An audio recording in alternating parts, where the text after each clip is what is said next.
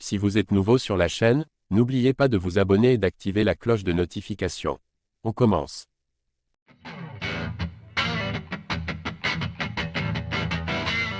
John Jones, le champion incontesté des poids lourds de l'UFC, pourrait affronter le champion intérimaire Tom Aspinall lors de son prochain combat.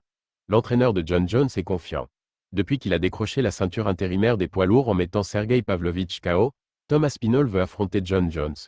Cependant, ce dernier avait toute son attention sur Stipe Miocic qu'il a finalement battu par TKO à l'UFC 309. Après sa victoire, Bones a déclaré qu'il ne comptait pas prendre sa retraite tout de suite. L'Américain a affirmé qu'il devrait faire son retour en 2025.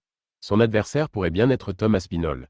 Le boss de l'UFC Dana White et les fans souhaitent voir ce combat et les négociations sont en cours. Un combat facile pour John Jones? Beaucoup donnent Tom Aspinall gagnant contre John Jones. Pourtant, l'entraîneur de l'Américain Brandon Gibson pense que Bones a toutes ses chances de battre le Britannique. Aspinall est un excellent champion intérimaire, a déclaré Gibson à Inside Fighting. Il a eu une belle carrière chez les poids lourds jusqu'à présent. Je pense qu'il y a encore beaucoup d'inconnus, ce qui pourrait être un avantage pour Tom, mais aussi beaucoup de ces inconnus pourraient être un grand avantage pour nous.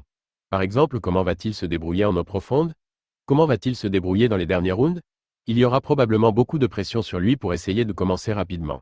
Cela dit, nous avons du respect pour tous ces grands adversaires et champions, mais je pense que John a résolu des problèmes beaucoup plus complexes et je pense que le jeu d'arts martiaux mixte de John, son fight IQ, son rythme, sa force, tout cela jouerait en notre faveur et permettrait à John de remporter la victoire une fois de plus.